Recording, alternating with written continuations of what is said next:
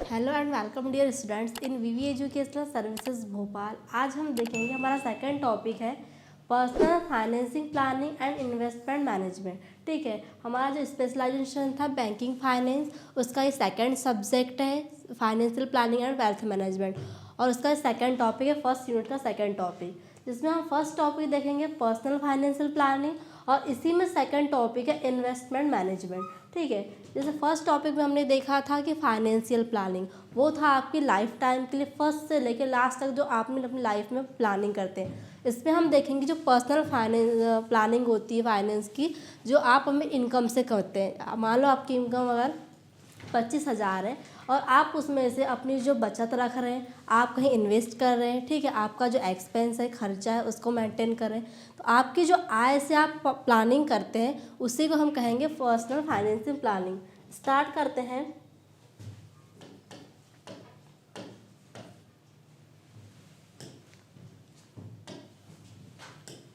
ठीक है, personal financial planning is the process of managing income, expense, saving and investment to achieve personal financial गोल।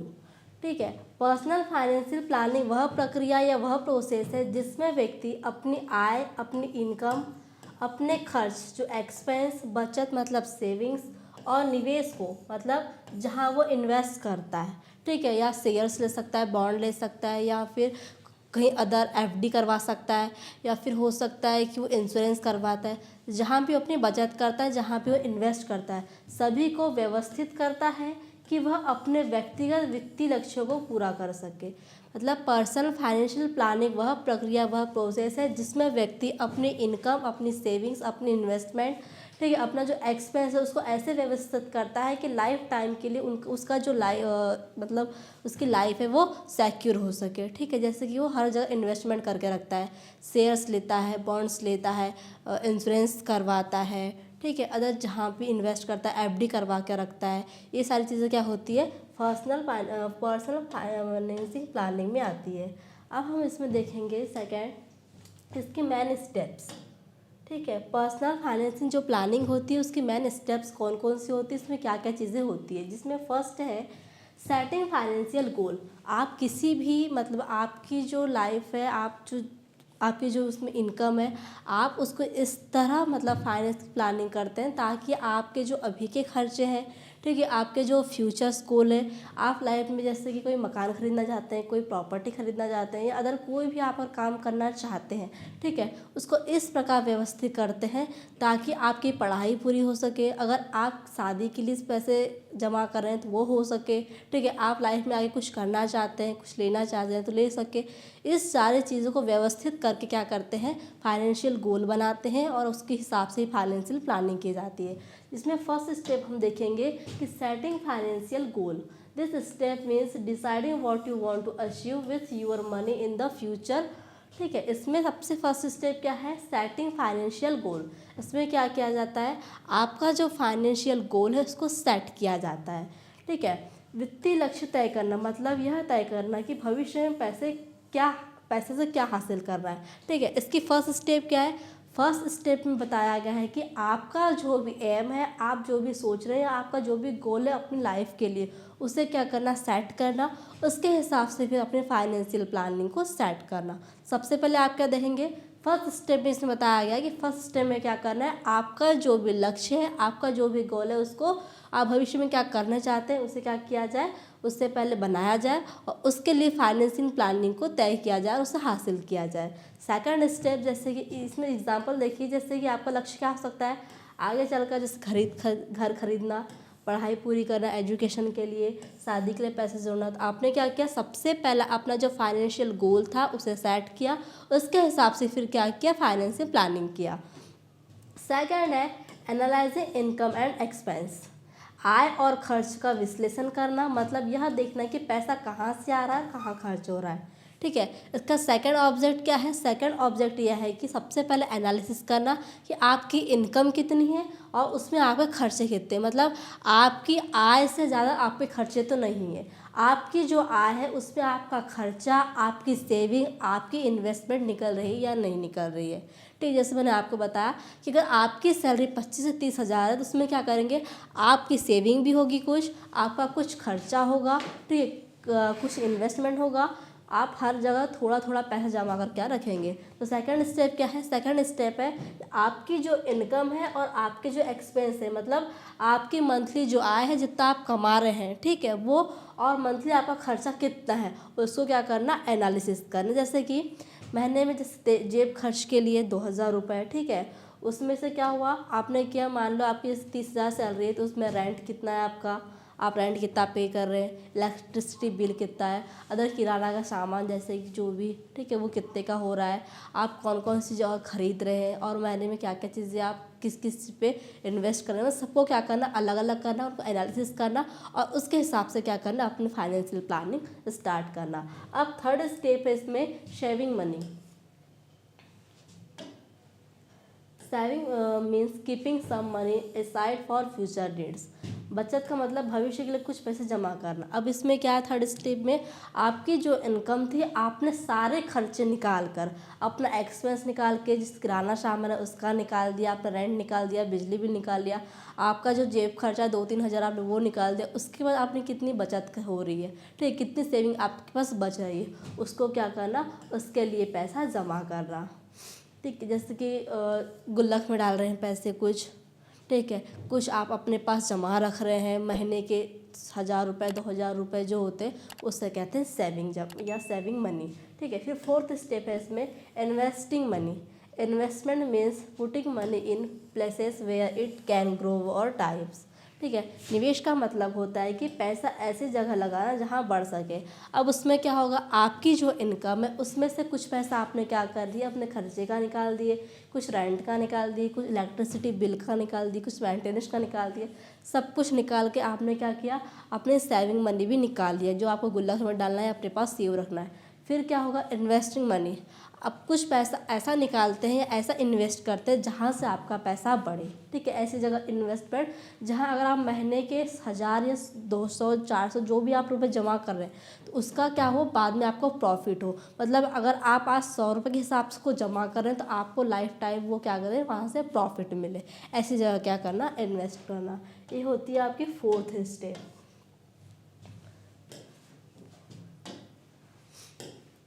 फिर fifth step. Fifth step है इसमें risk management. Risk management means protecting yourself from financial loss.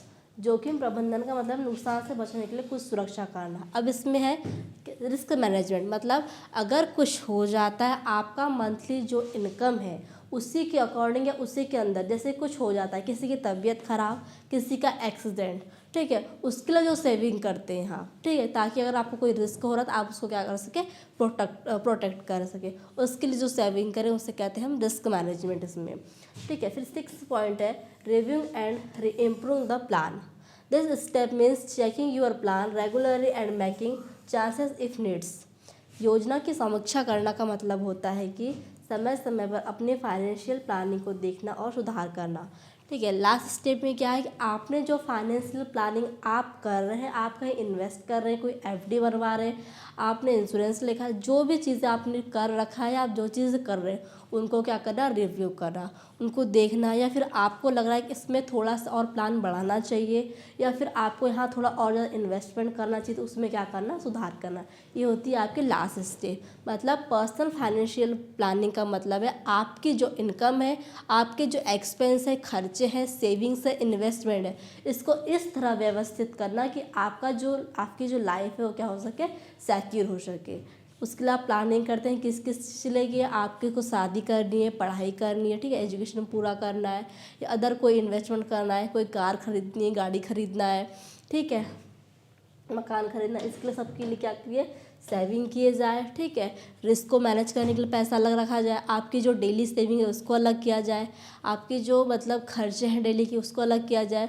उसके बाद जो भी आप planning कर रहे हैं और जो भी आप फाइनेंशियल प्लान बना रहे हैं उसको एक बार क्या करें, उसको रिव्यू करके उसमें सुधार किया जाए। ये होती है personal financial planning.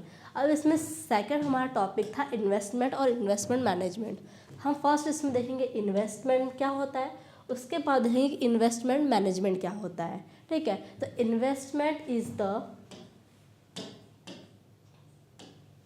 Investment is the allocation of money और रिसोर्सेज टू एन एसेट और activity with the object of earning income और achieving growth in value in the futures. ठीक है, निवेश, इन्वेस्टमेंट को हिंदी में कहा जाता है निवेश। मतलब आप जहाँ इन्वेस्टमेंट करते हैं, किस चीज़ को इन्वेस्ट करते हैं, अपना पैसा इन्वेस्ट करते हैं, उसे ही क्या कहा जाता है, इन्वेस्टमेंट कहा जाता है। ठीक है, तो इन्वेस्टमेंट एक प्रक्रिया है या फिर उससे बोल सकते हैं निवेश। निवेश एक प्रोसेस है जिसमें भविष्य में आय प्राप्त करने या मूल्य में वृद्धि करने के उद्देश्य धन या संसाधनों को किसी संपत्ति या गतिविधियों में लगा जाता है। ठीक है, इन्वेस्टमेंट क्या है, इन्वेस्टमेंट वह प्रोसेस है जिसमें आप क्या करते हैं, अपने आय का, अपने मतलब जो आपकी इनकम है उसका कुछ परसेंट कहीं इन्वेस्ट करते हैं ताकि वो क्या हो सके, वो बढ़ के आपको प्रॉफिट दे सके। जैसे मैंने आपको एग्जांपल बताया, आप शेयर मार्केट में पैसा लगाते हैं, आपने क्या किया, आपने वहाँ पर थोड़ा इन्वेस्टमेंट किया। अगर मार्केट बढ़ता है, शेयर्स का रेट बढ़ता है, शेयर का प्राइस बढ़ता है, तो आपको क्या होगा, प्रॉफिट होगा। मतलब क्या किया, आपने इन्वेस्टमेंट किया, आपने रिस्क लिया और आपने प्रॉफिट कमाया। वैसे ही होता है इन्वेस्टमेंट। ठीक है, मतलब अपनी आय से कुछ पैसा बचा करके आप क्या करना, आपको क्या करना, इन्वेस्टमेंट के लिए लगाना, वहाँ पर निवेश करना, और बाद में क्या होता है, वो जहाँ आपने इन्वेस्ट किया है, जो पैसा आपने लगाया है उसमें वृद्धि होती है और आप क्या करते हैं, प्रॉफिट कमाते हैं। ठीक है, ये होता है इन्वेस्टमेंट। अब हम इसमें देखेंगे कि इसके कुछ अल्टरनेटिव्स होते हैं या फिर बोल सकते हैं मोड्स। ठीक है, अब हम देखेंगे कि इसके मोड्स कौन कौन से हैं। Alternative and modes of investment, कुछ डायरेक्ट होते हैं और कुछ इनडायरेक्ट होते हैं। ठीक है, अब देखेंगे हम इसमें डायरेक्ट इन्वेस्टमेंट कौन कौन से और इनडायरेक्ट इन्वेस्टमेंट कुछ कौन कौन से हैं। ठीक है, तो आपका जो ये सब्जेक्ट है इसमें आपको इन्वेस्टमेंट बहुत सारी जगह पढ़ने मिलेंगे। इन्वेस्ट मैनेजमेंट इसमें एक टॉपिक है। ठीक है, अदर इन्वेस्टमेंट एक टॉपिक है, और ये भी क्या है, इन्वेस्टमेंट है। यही सारी चीज़ें आप उन टॉपिक में ही पढ़ेंगे। ठीक है, तो हम स्टार्ट करते हैं कि मोड्स ऑफ इन्वेस्टमेंट या अल्टरनेटिव्स ऑफ इन्वेस्टमेंट। मतलब ये क्या है, जहाँ आप इन्वेस्ट कर सकते हैं, उसके क्या है, टाइप्स है कि आप कहाँ कहाँ पर इन्वेस्ट कर सकते हैं। ये क्या है, डायरेक्ट इन्वेस्टमेंट, आप जहाँ क्या करेंगे, डायरेक्ट इन्वेस्टमेंट करते हैं, प्रॉफिट कमाते हैं। और कुछ टाइप्स है इनडायरेक्ट इन्वेस्टमेंट, जहाँ आप क्या करेंगे, आप इनडायरेक्ट क्या करते हैं, इन्वेस्टमेंट। डायरेक्ट एकदम से उसमें पैसा नहीं लगाते, बट क्या होता है, इनडायरेक्ट आप वहाँ पैसा लगाते हैं और प्रॉफिट कमाते हैं। ठीक है, तो डायरेक्ट इन्वेस्टमेंट अल्टरनेटिव में कौन कौन से आएंगे, शेयर्स, स्टॉक, जो मैंने आपको बताया कि शेयर मार्केट में आप पैसा लगाते हैं, जिसमें क्या होता है, शेयर्स की का प्राइस बढ़ता भी है, घटता भी, आपको लॉस भी हो सकता है, प्रॉफिट भी हो सकता है। इसमें क्या होता है, रिस्क होता है। बट क्या होता है, ये डायरेक्ट इन्वेस्टमेंट होता है। ठीक है, रियल इस्टेट, मतलब अगर प्रॉपर्टी खरीद रहे हैं, ठीक है, प्रॉपर्टी में इन्वेस्ट करेंगे, क्या है, एक डायरेक्ट इन्वेस्टमेंट है। ठीक है, स्टार्टिंग बिजनेस, आप कुछ पैसा लगाकर नया बिजनेस स्टार्ट कर रहे हैं, ठीक है, उसको ग्रो करवा रहे हैं, तो वो भी क्या है, वो भी एक इन्वेस्टमेंट है। गोल्ड, प्रीसियस मेटल, ठीक है, सोना चांदी, आप क्या कर रहे हैं, सोना चांदी में निवेश कर रहे हैं, तो वो भी क्या है, आप डायरेक्ट क्या कर रहे हैं, आपके पास पैसा है, आपने डायरेक्ट गोल्ड खरीद लिया, डायरेक्ट क्या सिल्वर खरीद लिया, तो क्या हुआ, एक इन्वेस्टमेंट है। क्योंकि डेली, प्रतिदिन, मतलब डेली के डेली क्या हो रहा है, उसका प्राइस बढ़ रहा है, आपको क्या होगा, लाइफ में प्रॉफिट ही होगा, कोई लॉस नहीं होगा। तो आपने क्या किया, आपके पास सेविंग थी, आपके पास पैसा था, आपने डायरेक्ट गोल्ड सिल्वर ले लिया और वहाँ पर इन्वेस्ट कर लिया। अगर आप उसको लाइफ टाइम में क्या करते हैं, बेचते हैं, ठीक है, रखते हैं, तो क्या होगा, आपको प्रॉफिट ही होगा। फिर देखेंगे इनडायरेक्ट अल्टरनेटिव्स या इन्वेस्टमेंट। इनडायरेक्ट में आएगा म्यूचुअल फंड्स, ठीक है, म्यूचुअल फंड्स, फिर है bonds, debenture, post office scheme, pension scheme. ये क्या होता है, इनडायरेक्टली होता है, पर यहाँ पर भी क्या करते हैं, आप इन्वेस्ट करते हैं। ठीक है, इसे एक एक करके हम स्टेप बाय स्टेप समझते हैं कि ये क्या होता है। ठीक है, डायरेक्ट इन्वेस्टमेंट, निवेशक सीधे संपत्ति या निवेश के साधन में पैसा लगाता है। डायरेक्ट इन्वेस्टमेंट का मतलब होता है जहाँ पर कोई व्यक्ति अपना क्या करता है, अपना पैसा बचाकर वहाँ पर इन्वेस्ट कर रहा है। डायरेक्ट क्या कर रहा है, डायरेक्ट वो चीज़ें खरीदता है। डायरेक्ट अगर कोई प्रॉपर्टी, कोई व्यक्ति है प्रॉपर्टी खरीद रहा है या फिर वो गोल्ड ले रहा है, ठीक है, अगर अदर कोई भी चीज़ें जैसे कर रहा है, तो उसमें क्या हो गया, वो डायरेक्ट उस चीज़ से मिल रहा है जिसमें वो इन्वेस्ट करना चाहता है। ठीक है, तो वो क्या होगा, डायरेक्ट इन्वेस्टमेंट कहलाएगा, जहाँ पर क्या होता है, इन्वेस्टर सीधे अपनी संपत्ति या फिर अपने निवेश के साधन में ही पैसा लगाता है। वो इनडायरेक्टली कोई चीज़ खरीदता नहीं या फिर कहीं दूसरों के ज़रिए जाता नहीं। वो क्या करता है, उस चीज़ को डायरेक्ट खरीदता है या डायरेक्ट पकड़ता है। इसमें फर्स्ट हमने क्या देखा था, शेयर्स एंड स्टॉक। ठीक है, इसमें क्या होता है, निवेशक सीधे किसी कंपनी के शेयर खरीदता है और उसका मालिक बन जाता है।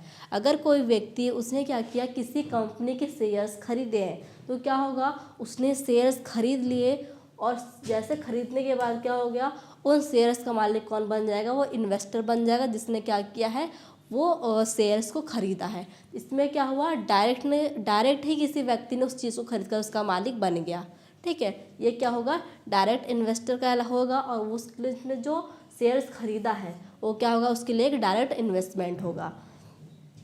ठीक है, इसमें लाभ दो तरह से होता है, कैसे, डिवाइडेड कंपनी का मुनाफा और कैपिटल गेन, शेयर की कीमत बढ़ने पर लाभ। मतलब अगर किसी व्यक्ति ने वो शेयर 100 रुपये का खरीदा है तो उसका भी डायरेक्ट प्रॉफिट किससे, कंपनी से भी होगा। और फिर अगर शेयर की कीमत कुछ टाइम बाद अगर 150 रुपये या फिर 200 रुपये हो जाती तो उसको क्या होगा, उसका भी मुनाफा होगा। तो क्या होता है, अगर आप कोई व्यक्ति कंपनी का शेयर खरीद ले, मतलब उसको दो प्रकार से क्या होगा, प्रॉफिट होगा। अब सेकंड इसमें है रियल एस्टेट, मतलब प्रॉपर्टी। ज़मीन खरीद रहा है, कोई मकान खरीद रहा है, कोई फ्लैट खरीद रहा है, सिंगलेस डुप्लेक्स जो भी खरीद रहा है, मतलब क्या किया, उसने अपने पैसे को इन्वेस्ट किया, क्योंकि लाइफ टाइम में या फिर आगे चलकर उस प्रॉपर्टी की कीमत क्या होगी, बढ़ेगी ही, उसमें वो पैसा कमाएगा ही। अगर उसने वो एक प्रॉपर्टी अभी 1 करोड़ की खरीदी है तो क्या होगा, कुछ टाइम बाद उस प्रॉपर्टी की कीमत बढ़ के कम से कम 1.5 से 2 करोड़ तक हो जाएगी। मतलब उसने जो इन्वेस्टमेंट किया है डायरेक्ट क्या हुआ, एक तो सबसे पहले उसने जिस प्रॉपर्टी को खरीदा है, ठीक है, वो उसका डायरेक्ट मालिक बन जाएगा। जैसे उस मकान की रजिस्ट्री या प्रॉपर्टी की रजिस्ट्री होती है, उसने डायरेक्ट खरीदा और डायरेक्ट उसका क्या बन गया, वो मालिक बन गया। ठीक है, किसी ज़रिए से या किसी अदर अल्टरनेटिव से उसने क्या किया, उस चीज़ में इन्वेस्ट नहीं किया, उसने डायरेक्ट उस चीज़ को खरीदा और उसका मालिक बन गया। ठीक है, अब क्या हो सकता है, उसने जो मकान खरीद रहा है उसको किराए पर दे सकता है। ठीक है, वहाँ से वो पैसा कमा सकता है। अदर जैसे कि सेल किया है तो उसकी प्रॉपर्टी का क्या होगा, जो भी पैसा है वो भी बढ़ता जाएगा, उसका प्राइस जो है बढ़ता जाएगा, तो उससे क्या होगा, उससे प्रॉफिट होते जाएगा और वो और ज़्यादा पैसे कमाते जाएगा। इसमें अब सेकंड इन्वेस्टमेंट है स्टार्टिंग अ न्यू बिजनेस। ठीक है, डायरेक्ट बिजनेस में, डायरेक्ट अल्टरनेटिव से डायरेक्ट इन्वेस्टमेंट में थर्ड पॉइंट है इसका स्टार्टिंग अ न्यू बिजनेस, मतलब व्यवसाय में निवेश। आपने क्या किया, आपकी जो इनकम थी उसमें से कुछ पैसा सेव करके रखा, उसके बाद आपने क्या किया, एक नया बिजनेस को स्टार्ट कर दिया। आपने उस बिजनेस का भी छोटे स्तर पे स्टार्ट किया, बट क्या होगा, आपकी जब वो शॉप या आपका जो बिजनेस आपने जो स्टार्ट किया है वो क्या होगा, अच्छा ग्रो करके अच्छा प्रॉफिट कमाने लगेगा। तो क्या आपने नया बिजनेस स्टार्ट किया, वो भी क्या है, आपके लिए डायरेक्ट इन्वेस्टमेंट है। फिर फोर्थ है गोल्ड। ठीक है, प्रेशियस मेटल्स, मतलब सोना खरीदना, चांदी खरीदना। आपने क्या किया था, उसमें डायरेक्ट खरीद के उसके मालिक बन गए। अगर जैसे कि प्रॉफिट कैसे होगा, क्योंकि दिन प्रतिदिन अब महंगाई बढ़ते जा रही है तो आपके पास क्या होगा, एक पूंजी की सुरक्षा होगी और उसके मूल्य में भी क्या होगी, वृद्धि होगी। ठीक है, अब हम देखेंगे इनडायरेक्ट अल्टरनेटिव्स। ये थे डायरेक्ट अल्टरनेटिव्स जो आप क्या कर रहे थे, जिसमें आप डायरेक्ट इन्वेस्टमेंट कर रहे थे। ठीक है, अब है इनडायरेक्ट इन्वेस्टमेंट, मतलब निवेशक जो इन्वेस्टर होता है अपने पैसे को किसी माध्यम या संस्था के जरिए निवेश करता है, सीधे संपत्ति का मालिक नहीं होता। ठीक है, जैसे कि आपने क्या किया, म्यूचुअल फंड में इन्वेस्ट किए, आपने क्या किया, बहुत सारा पैसा कलेक्ट किया। म्यूचुअल फंड का क्या मतलब होता है, जहाँ पर बहुत सारे इन्वेस्टर मिलकर पैसा जमा करते हैं, उसके बाद उस पैसे को क्या करते हैं, किसी भी संस्था में जमा करवाते हैं और उस संस्था का मालिक उस पैसे को किसी भी अच्छे काम में या फिर हो सकता है ये कंट्री के डेवलपमेंट में लगाता है और प्रॉफिट कमाता है। ठीक है, इसमें फर्स्ट पॉइंट है म्यूचुअल फंड। निवेशक अपना पैसा म्यूचुअल फंड में देता है, जिसे पेशेवर मैनेजर शेयर या बॉन्ड में आदि में लगाते हैं। जैसे क्या होगा इसमें म्यूचुअल फंड में, कि म्यूचुअल फंड क्या होता है, कम से कम 10-15 लोग हैं, उन्होंने क्या किया, पैसे को कलेक्ट किया और उस पैसे को कलेक्ट करके इसको दिया, उस म्यूचुअल फंड के मैनेजर को दिया। फिर वो मैनेजर क्या करेगा, किसी कंपनी के शेयर या बॉन्ड खरीद कर या शेयर या बॉन्ड में क्या करेगा, इन्वेस्ट करेगा। तो इसमें क्या हुआ, उस व्यक्ति ने, उस इन्वेस्टर ने डायरेक्ट उस चीज़ को खरीदा नहीं, उसने क्या किया, सबसे पहले पैसा जमा किया, उसके बाद किसको दिया, उस मैनेजर को दिया। उस मैनेजर ने क्या किया, कंपनी के शेयर्स बॉन्ड खरीदे। अब उसमें प्रॉफिट भी होगा इन्वेस्टर को, बट क्या होगा, उसने डायरेक्ट उस चीज़ का मालिक नहीं बन गया। पहले किसको दिया, पहले उस मैनेजर को दिया, फिर मैनेजर ने क्या किया, उस कंपनी के शेयर्स बॉन्ड में क्या किया, इन्वेस्ट किया। ठीक है। इसमें सेकेंड है फिर बॉन्ड्स एंड डिवेंचर। निवेशक किसी कंपनी या सरकार को पैसा उधार देता है। ठीक है। अब इसमें क्या हो गया, बॉन्ड्स जारी कैसे होते हैं, जैसे बॉन्ड और डिवेंचर जारी करने का मतलब होता है कि उसमें जो पैसा होता है, जनता का पैसा होता है, एक कंपनी में, अगर एक कंपनी उसने क्या किया, मान लो अगर एक कंपनी है, उसने अब अपनी कंपनी के शेयर्स बॉन्ड जारी किए, मतलब क्या किया, उसने जनता से पैसा लिया, पैसा जमा करवाया और उसके बाद उसको क्या किया, एक लिखित रूप में प्रॉमिस कार्ड देता है या प्रॉमिस प्रमाण पत्र देता है, जिसमें लिखा होता है कि आपका जो पैसा है वो सुरक्षित है और उस टाइम, जिस टाइम में उसको लौटाना होता है उसकी डेट भी लिखी हुई होती है। ठीक है। तो ये होता है बॉन्ड्स और डिबेंचर जारी करना, जो कोई कंपनी करवाती है, और निवेशक इसमें क्या करता है, किसी कंपनी या सरकार को पैसा उधार देता है और उस पैसे से क्या करती है वो कंपनी, बॉन्ड्स और डिबेंचर जारी करती है। ठीक है। इसमें अब थर्ड है पोस्ट ऑफिस। ठीक है। पोस्ट ऑफिस स्कीम, इसमें क्या होता है, डाकघर योजना है, जैसे कि निवेशक क्या होता है, इन्वेस्टर क्या करता है, पैसा डाकघर की योजनाओं में डालता है। मतलब पोस्ट ऑफिस से जितनी स्कीम्स आती है उसमें पैसा डालता है कौन, इन्वेस्टर, और उसके बाद उसको क्या होता है, उसमें प्रॉफिट होता है, जिसके टैक्स लाभ मिलता है। ठीक है। एक परमानेंट आय मिलती है उसको मंथली, अगर वो पैसा मंथली जमा करा तो उसको मंथली क्या करेगी, उसकी इनकम में वो ऐड होता है, या फिर अगर ईयरली है तो उसके ईयरली इनकम में क्या होगा, उसको ऐड होगा। ठीक है। फिर है लास्ट इसमें पेंशन स्कीम, भविष्य के लिए नियमित निवेश करना, लाभ, वृद्धावस्था में नियमित आय और सुरक्षा करना। मतलब पेंशन स्कीम का मतलब क्या होता है, इसमें होता है कि आपका जो पैसा है आप भविष्य में क्या करते हैं, कहीं पर किसी कंपनी या किसी संस्था में इन्वेस्ट करते हैं, उसके बाद आपको, जैसे आपकी एज हो जाती है, उसके बाद आपको पैसा नियमित रूप से मंथली रूप में मिलेगा। तो होता है आपके क्या, इनडायरेक्ट अल्टरनेटिव्स, जहां आप डायरेक्ट इन्वेस्ट नहीं करते, आप किसी संस्था या किसी कंपनी के ज़रिए उसमें इन्वेस्ट करते हैं और फिर आपको वहाँ पैसा मिलता है, या आपकी जो पैसा रहता है उससे जुड़ के या उसमें प्रॉफिट कमाकर आपको पैसा रिटर्न मिलेगा। फिर investment management. Investment management is the professional management of where security and assets such as stocks, bond and real estate and other investment to meet specified investment goal for the benefit or investment। निवेश प्रबंधन विभिन्न प्रतिभूतियों और संपत्तियों जैसे कि shares, bond, real estate and अन्य निवेशों के पेशेवर प्रबंधन है, ताकि निवेशक के लिए निर्धारित निवेश लक्ष्यों को प्राप्त किया जा सके। अब इन्वेस्टमेंट मैनेजमेंट का मतलब है आपने जो इन्वेस्ट किया है उसको मैनेज करना। ठीक है। आप कहीं भी अगर इन्वेस्ट कर रहे हैं डायरेक्टली या इनडायरेक्टली, ठीक है, आपने जहाँ भी इन्वेस्ट किया उसको क्या करना, मैनेज करना ही क्या कहलाता है, इन्वेस्टमेंट मैनेजमेंट कहलाता है। जैसे कि एग्जांपल देखो, अगर कोई म्यूचुअल फंड मैनेजर निवेशक को के पैसे को शेयर्स, बॉन्ड, अन्य संपत्तियों में निवेश करता है और उसका फ़ायदा बढ़ाता, तो यही क्या है, निवेश प्रबंधन है। इसमें क्या हुआ, किसी व्यक्ति ने क्या किया, म्यूचुअल फंड में पैसा जमा किया। ठीक है। म्यूचुअल फंड में पैसा लगाया, तो इसमें क्या होगा, म्यूचुअल फंड में बहुत सारे लोग मिलकर करते हैं, पैसा कलेक्ट करते हैं और म्यूचुअल फंड में जमा करते हैं। फिर म्यूचुअल फंड का जो मैनेजर है वो क्या करेगा, किसी कंपनी के शेयर्स, बॉन्ड खरीद कर या उसमें इन्वेस्ट करेगा और वहाँ पर पैसा बढ़ाएगा। तो जितनी प्रक्रिया वो कर रहा है, लोगों से पैसा ले रहा है, उसके बाद उसको जमा कर रहा है, उसके बाद क्या कर रहा है, कंपनी के शेयर्स और बॉन्ड में उस पैसा को लगा रहा है, वहाँ से प्रॉफिट कमा रहा है। इन सारी चीज़ों को कौन कर रहा है, वो जो म्यूचुअल फंड का मैनेजर है वो मैनेज कर रहा है। इससे ही क्या करते हैं, इन्वेस्टमेंट मैनेजमेंट कहते हैं। ठीक है। सिंपल सा बोले तो आप जो भी इन्वेस्ट कर रहे हैं डायरेक्टली, इनडायरेक्टली, जैसे म्यूचुअल फंड में पैसा लगा रहे हैं, अदर स्टॉक मार्केट में पैसा लगा रहे हैं, उस चीज़ को फर्स्ट से लेकर लास्ट तक पूरा मैनेज करना। जब तक आप जहाँ आप इन्वेस्ट कर रहे हैं वहाँ से लेकर तक कब तक? जब तक आप प्रॉफिट कमा नहीं लेते, उसमें आपका पैसा बढ़ नहीं जाता, उन पैसों में वृद्धि नहीं हो जाती, उसकी जो पूरी प्रोसेस होती है उसे क्या कहते हैं? इन्वेस्टमेंट मैनेजमेंट कहते हैं। ठीक है, अब हम देखेंगे इन्वेस्टमेंट मैनेजमेंट के इम्पोर्टेंस कि वो क्यों ज़रूरी है, उसका क्या महत्व है। फर्स्ट है वेल्थ क्रिएशन। ठीक है, इसका फर्स्ट इम्पोर्टेंस है वेल्थ क्रिएशन, मतलब धन सृजन। इसमें क्या होता है? पैसा कलेक्ट होता है और जमा रहता है।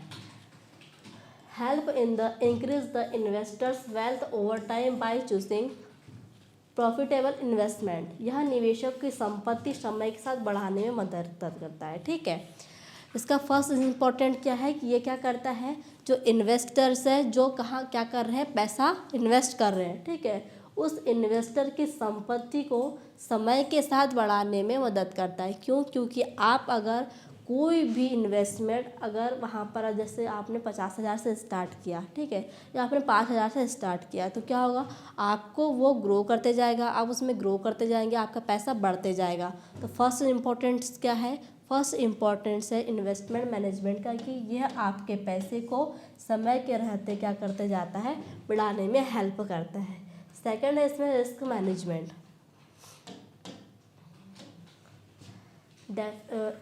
Reduce potential losses by spreading investment across different assets. ये क्या करता है? इसका सेकंड इम्पोर्टेंस क्या है कि ये अलग अलग निवेश करके संभावित नुकसान कम करता है। आप क्या कर सकते हैं? आप अलग अलग इन्वेस्टमेंट कर सकते हैं, जैसे कि मैंने आपको बताया इन्वेस्टमेंट, डायरेक्ट इन्वेस्टमेंट और इनडायरेक्ट इन्वेस्टमेंट। मान लो अगर आपने इनडायरेक्ट इन्वेस्टमेंट किया, जैसे आपने क्या कर लिया? कंपनी के म्यूचुअल फंड में इन्वेस्ट किया। अगर वहाँ पर होता है कि जिस कंपनी ने, ठीक है, जिस म्यूचुअल फंड के मैनेजर ने जिस कंपनी के शेयर्स बॉन्ड्स लिया था, जहाँ इन्वेस्ट किया था, वहाँ के बॉन्ड्स और शेयर का जो प्राइस है वो गिर जाता है। ठीक है, उसमें गिरावट आ जाती है, तो क्या होगा? उसमें लॉस हो सकता है। ठीक है, आप क्या कर रहे हैं? आपने बॉन्ड्स में भी इन्वेस्ट किया है, आपने बॉन्ड्स में भी इन्वेस्ट किया। ठीक है, सेकंड आपने शेयर्स भी खरीद के रखे हैं, इसमें भी इन्वेस्ट किया। आपने गोल्ड भी लिया, इसमें भी इन्वेस्ट किया। प्रॉपर्टी लिया, ठीक है, इनमें भी इन्वेस्ट किया। ठीक है, आपने 4 जगह इन्वेस्टमेंट करके रखा है। अगर बॉन्ड्स में आपको लॉस होता है, शेयर्स में आपको लॉस होता है, ठीक है, तो क्या होगा?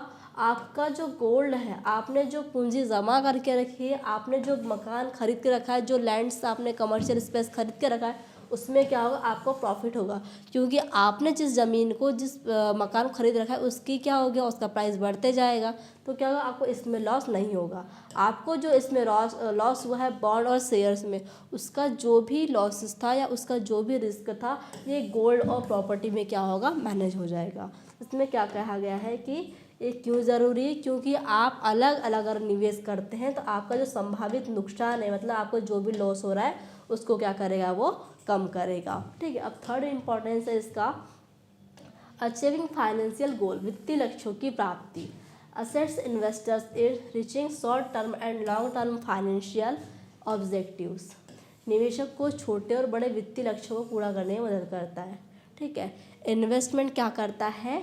जो भी इन्वेस्टर है उसको छोटे और बड़े जैसे भी उसके वित्तीय लक्ष्य, मतलब फाइनेंशियल गोल है, छोटे जैसे कि लक्ष्य मान लो उनको एजुकेशन पूरी करनी है, जैसे उसके बड़े गोल्स को कार खरीदनी है, मकान खरीदना है, प्रॉपर्टी खरीदनी है, तो उसका जो भी गोल है उसे अचीव करने में क्या करता है? हमारे जो इन्वेस्ट है वो आपको क्या करेगी? हेल्प करती है। ठीक है, फिर फोर्थ है लिक्विडिटी मैनेजमेंट, तरलता प्रबंधन। Ensure that funds are available when needs. यह सुनिश्चित करता है कि ज़रूरत पड़ने पर पैसा आपको आसानी से उपलब्ध हो। लिक्विडिटी मतलब आप ऐसी जगह इन्वेस्ट करिए जहाँ पर आप क्या कर सके? तुरंत में कैश ले सके। ठीक है, मान लो आपको ज़रूरत पड़ती है तुरंत कैश की, तो आप ऐसे जगह इन्वेस्ट करके रखें कि आपको क्या हो सकता है? तुरंत पैसा मिल सकता है। जैसे कि अगर आपने कोई गाड़ी खरीद रखी है, आपने कोई प्रॉपर्टी खरीद रखी है, आपको अगर तुरंत पैसों की ज़रूरत है, आप क्या कर सकते हैं? उसे तुरंत में बेच के तुरंत में क्या कर सकते हैं? पैसा ले सकते हैं। ये क्या है? लिक्विडिटी मैनेजमेंट है। ठीक है, नेक्स्ट पॉइंट है इसमें मैक्सिमाइज रिटर्न्स, अब लाभ अधिकतम करना। Focus on selecting the best investment option to earn optimum returns. सही निवेश चुनकर ज़्यादा से ज़्यादा लाभ कमाना। इसका मतलब है कि आपके पास क्या है, आपके पास बहुत सारे इन्वेस्टमेंट अल्टरनेटिव्स है। आप क्या कर सकते हैं, गोल्ड में इन्वेस्ट कर सकते हैं, सिल्वर में इन्वेस्ट कर सकते हैं, प्रॉपर्टी खरीद सकते हैं, म्यूचुअल फंड में लगा सकते हैं, शेयर्स खरीद सकते हैं। आपके पास क्या है, बहुत सारे ऑप्शन है इन्वेस्ट करने के लिए। आप क्या कर सकते हैं, आप कोई भी अच्छा सा बेस्ट ऑप्शन चूज़ करके जहाँ पर आपको लॉस ना हो वो ऑप्शन चूज़ करके क्या कर सकते हैं, अच्छा से अच्छा इन्वेस्टमेंट करके अच्छा से अच्छा प्रॉफिट उसमें से कमा सकते हैं। ठीक है, इसलिए क्या है, इसलिए इन्वेस्टमेंट मैनेजमेंट ज़रूरी है। फिर है next last step, inflation protection. मुद्रास्फीति से सुरक्षा मतलब महंगाई। ठीक है, महंगाई से सुरक्षा। Helps protect capital against the decreasing value of money due to inflation. ठीक है, निवेश को महंगाई के कारण मूल्य घटने से बचना। इसका मतलब है कि आप जो इन्वेस्ट कर रहे हैं, ठीक है, आपने जहाँ इन्वेस्ट आप करना चाहते हैं या जहाँ इन्वेस्ट किया है उसको क्या करना, महंगाई के कारण मूल्य घटने से बचना। क्या होगा, आपने जैसे आपने इन्वेस्ट किया, मान लो गोल्ड में इन्वेस्ट किया है। ठीक है, अगर जैसे कि अभी कुछ जो रेट है गोल्ड का, क्या होगा, आगे जाकर वो रेट बढ़ेगा ही, घटेगा नहीं। ठीक है, घटेगा भी थोड़ा बहुत घटेगा और उस फिर बढ़ जाएगा। ठीक है, इसका मतलब है कि आप जहाँ भी इन्वेस्ट कर रहे हैं उसको क्या करना, महंगाई के कारण मूल्य घटने से बचना। अगर आप वहाँ पर इन्वेस्ट कर लिए हैं, आपने वो चीज़ खरीद चुका, मतलब आपको क्या होगा, लाइफ में प्रॉफिट ही होगा। या फिर अगर आपने जहाँ इन्वेस्टमेंट करके रखी है और महंगाई बढ़ती भी है तो क्या होगा, आपको कोई भी किसी भी प्रकार का लॉस नहीं होगा।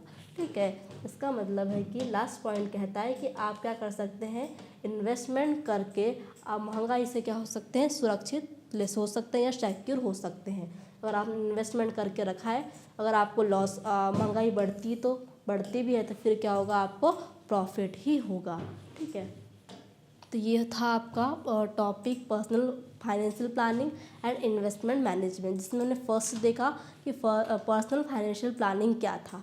ठीक है, पर्सनल फाइनेंशियल प्लानिंग क्या होता है, आपकी जो इनकम होती है, इनकम जो एक्सपेंस है, खर्चा, सेविंग्स, ठीक है, जो बचत आप रखते हैं, इन्वेस्ट जहाँ आप निवेश करना चाहते हैं, उन सारी चीज़ों को ऐसे जमाना या ऐसे व्यवस्थित करना ताकि आपकी लाइफ सिक्योर हो सके। आप लाइफ में जो भी कमाना चाहते हैं, मतलब जो भी आप लेना चाहते हैं, जैसे कि आप एजुकेशन के लिए जमा कर रहे हैं, आप किसी मकान प्रॉपर्टी के लिए जमा कर रहे हैं या फिर किसी भी अदर चीज़ों के लिए जमा कर रहे हैं, तो आप क्या कर सकते हैं, उस पर्सनल फाइनेंशियल प्लानिंग से अपनी लाइफ सिक्योर कर सकते हैं। ठीक है, फिर सेकंड टॉपिक था इन्वेस्टमेंट। इन्वेस्टमेंट का मतलब क्या होता है, निवेश करना। आपकी जो भी इनकम है उसमें से कुछ पैसा बचाकर इन्वेस्ट करना ताकि वो आपको लाइफ में क्या दे सके, प्रॉफिट दे सके। फिर इन्वेस्टमेंट मैनेजमेंट, जो भी आप इन्वेस्टमेंट कर रहे हैं उसको क्या करना, मैनेज करना। मतलब आपने जब से पैसा लगाया और उसके बाद जो भी प्रोसेस हो रही है, उसके बाद आपका जो पैसा है वो प्रॉफिट कमा कर दे रहा है, मतलब वो जो सारी चीज़ें हो रही है उन सभी चीज़ को मैनेज करना ही क्या, इन्वेस्टमेंट मैनेजमेंट कहलाता है। ठीक है, आई होप आपको आज का टॉपिक अच्छे से समझ में आया होगा। Thank you very much.